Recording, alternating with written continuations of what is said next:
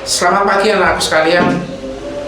Salam sehat dan penuh semangat. Pada kali ini Pak Puji akan membahas materi sejarah wajib kelas 12 untuk jurusan Ibu, jurusan IIS, dan jurusan MIPA sebagai kelanjutan materi yang lalu. Materi sejarah wajib untuk bab yang pertama yaitu perjuangan menghadapi ancaman disintegrasi bangsa, perjuangan menghadapi perpecahan bangsa.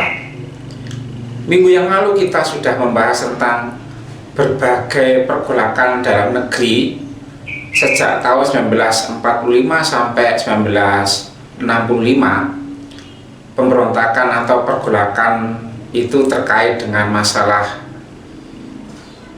ideologi bangsa, masalah sebuah kepentingan, dan masalah sistem pemerintahan yang mengakibatkan terjadinya berbagai macam pemberontakan atau ketidakpuasan.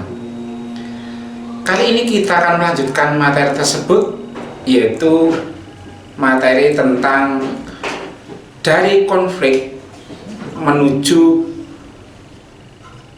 integrasi bangsa. Dari konflik menuju integrasi bangsa.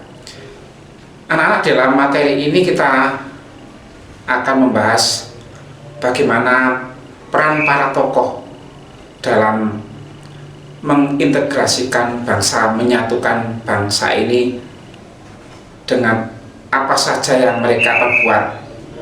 Anda nanti diharapkan setelah menyimak materi ini, Anda bisa memahami, bisa mengerti, bisa menjelaskan bagaimana para tokoh pahlawan kita dalam menyumbangkan pemikirannya, tenaganya untuk proses integrasi bangsa, proses penyatuan negara kita. Baiklah, kita akan melihat materi kita kali ini.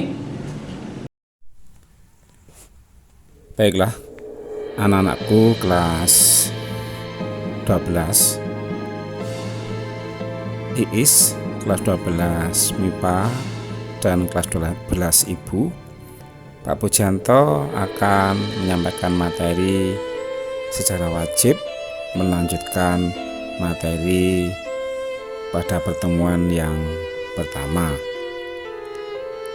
Anak-anakku, perlu Anda ketahui bahwa materi sejarah wajib kelas 12 itu ada 6 bab yang perlu kita pelajari. Bab yang pertama sudah kita bahas pertemuan pertama, sebagian sudah kita bahas pada pertemuan pertama, yaitu tentang perjuangan menghadapi ancaman disintegrasi bangsa.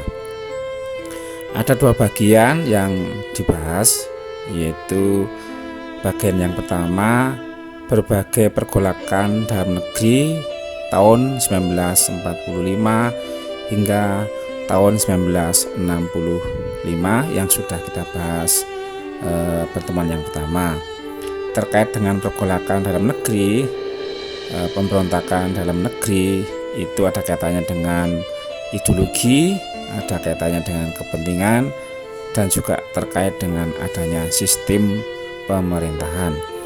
Kali ini kita akan melanjutkan bagian yang kedua, yaitu dari konflik menuju integrasi, di mana diharapkan nanti siswa bisa memahami, bisa menjelaskan tentang kesadaran terhadap pentingnya integrasi bangsa, pentingnya mempersatukan mengintegrasikan bangsa.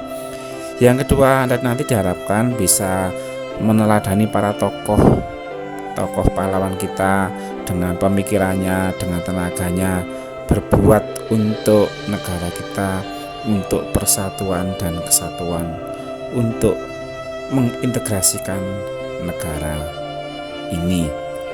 Baiklah anak-anak, itu yang akan kita bahas pada kali ini, dari konflik menuju integrasi bangsa.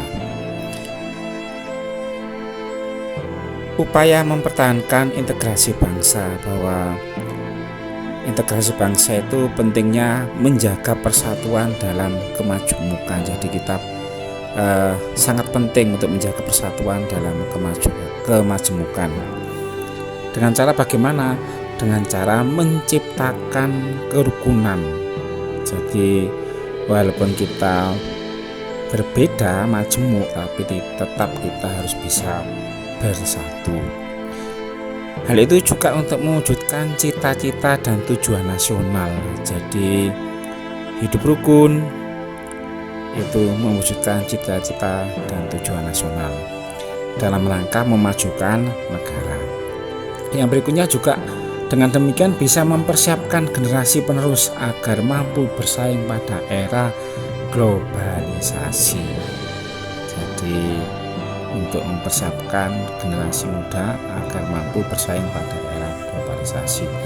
Kita juga memiliki nilai strategis demi keutuhan bangsa. Jadi sekarang kita dalam masa pandemi, kita harus bersama-sama menyelesaikannya. Yang berikutnya, materi berikutnya tentang teladan para tokoh. Jadi ada para pahlawan, tokoh pahlawan kita di berbagai daerah, di antaranya adalah tokoh dari Papua. Jadi ada beberapa tokoh dari Papua, di antaranya adalah Francasipo. Apa perannya untuk negara kita? Salah satu adalah menggagas Partai Indonesia Merdeka (PIM) pada tahun 1946, mengganti nama Papua dan Nederland New Guinea menjadi Irian. Sekarang terkenal dengan Irian Barat. Jadi perannya Pak Francasipo ini. Yang berikutnya Silas Papere. Peranannya ini berjuang mendirikan Badan Perjuangan Irian di Yogyakarta. Juga ada tokoh yang bernama Martin Inde, merencanakan melawan melalui Partai Indonesia Merdeka, memimpin aksi protes yang didukung delegasi 12 kepala suku. Jadi ini adalah tokoh dari Papua yang apa yang sudah diperbuat perlu kita teladani bersama untuk negara Indonesia ini. Ini adalah tokoh-tokoh pejuang dari Papua. Anak-anak, selain dari tokoh-tokoh dari Papua, juga nanti kita juga ada tokoh-tokoh yang berasal dari wilayah lain di Indonesia, terutama di daerah Jawa Tengah, bahwa di negara kita yang berbentuk republik itu juga ada sebuah kerajaan. Tokoh yang terkenal yaitu Sri Sultan Hamengkubuwono ke-9 yang berada di Jawa Tengah sana. Dia menyatakan kedukuhannya terhadap Republik Indonesia, menyatakan Kesultanan Yogyakarta bagian dari Republik Indonesia pada tahun 1945, memberikan jaminan keamanan penyelenggaraan pemerintahan Indonesia selama masa revolusi kemerdekaan. Ada juga tokoh dari luar Jawa yaitu yang bernama Sultan Syarif Qasim II, menyatakan dukungan dan kesetiaannya terhadap Indonesia dan menyumbangkan uang sebanyak 13 juta golden untuk perjuangan rakyat Indonesia. Jadi 13 juta golden, kira-kira nanti Anda mencari satu golden berapa. Kedua tokoh ini adalah raja pemersatu. Jadi dia adalah raja-raja di negara kita sebagai raja pemersatu, mendukung integrasi bangsa, mendukung adanya persatuan di negara kita. Jadi kedua tokoh ini perlu kita teladani bersama segala upayanya, segala pemikirannya untuk dukungannya demi terciptanya integrasi sebuah bangsa. Selain tokoh-tokoh dari raja-raja pemersatu, baik dari Sri Sultan Hamengkubuwono ke-9 maupun Sultan Syarif, kita akan juga mengenal tentang tokoh pejuang perempuan. Nanti Anda bisa melihat di buku Sejarah Wajib, ada tokoh perempuan. Dia adalah seorang tokoh perempuan yang pernah bergabung di Partai Sarekat Islam Indonesia, namanya Opu Daeng Risaju.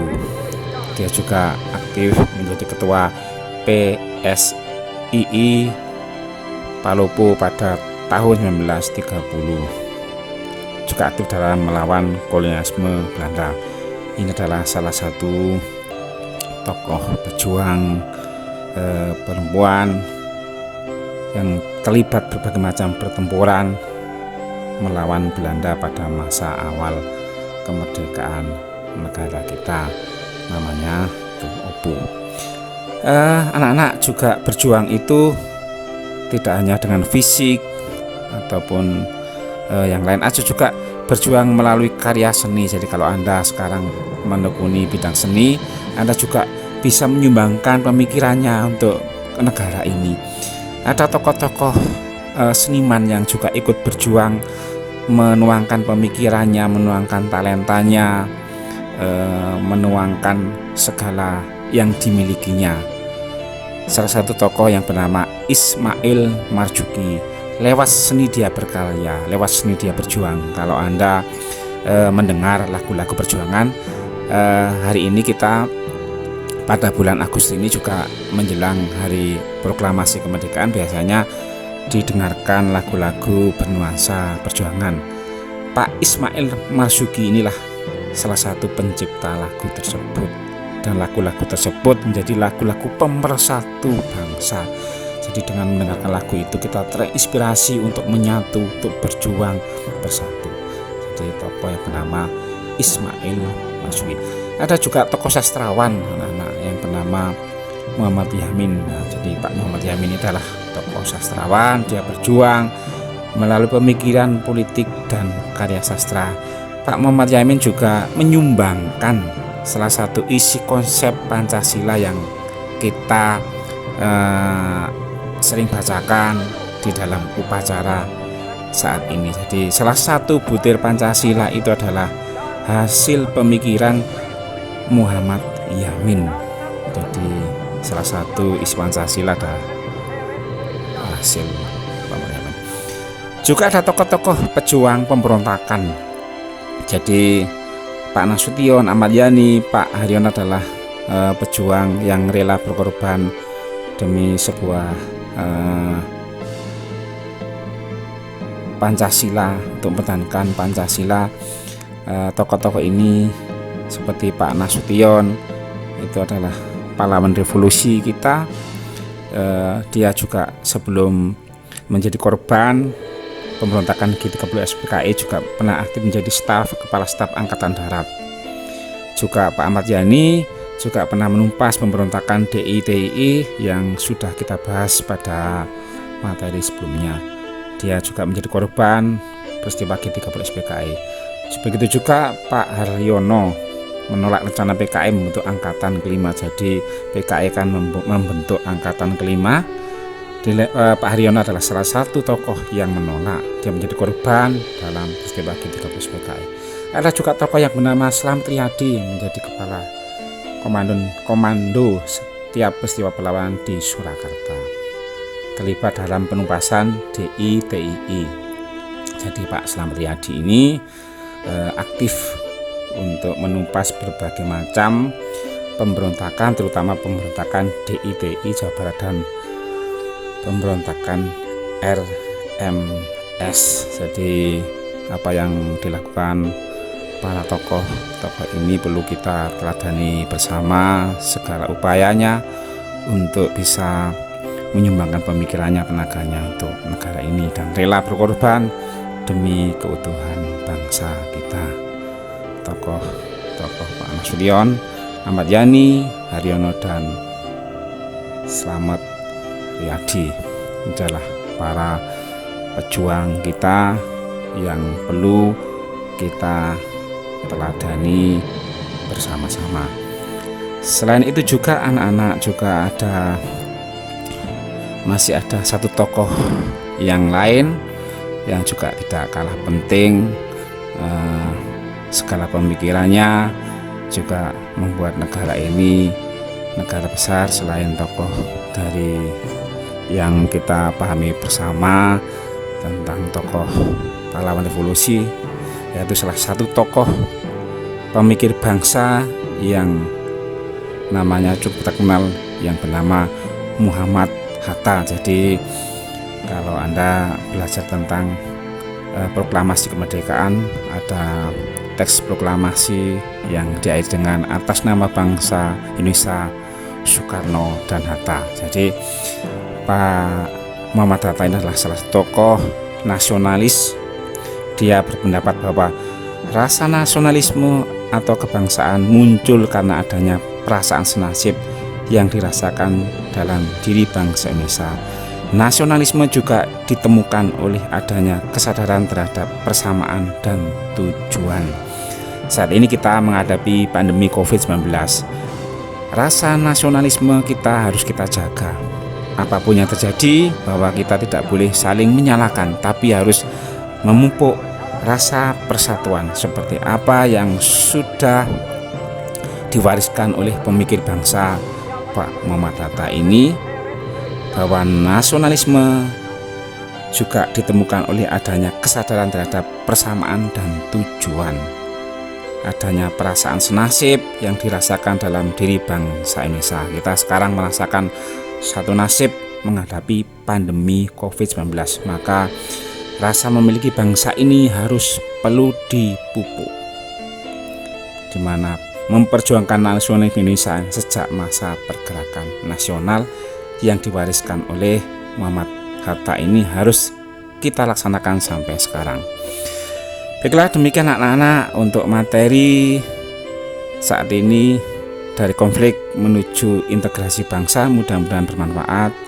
Jangan lupa tetap menjaga kesehatan, dan minggu depan akan kita membahas untuk materi bab yang kedua. Sampai ketemu yang akan datang.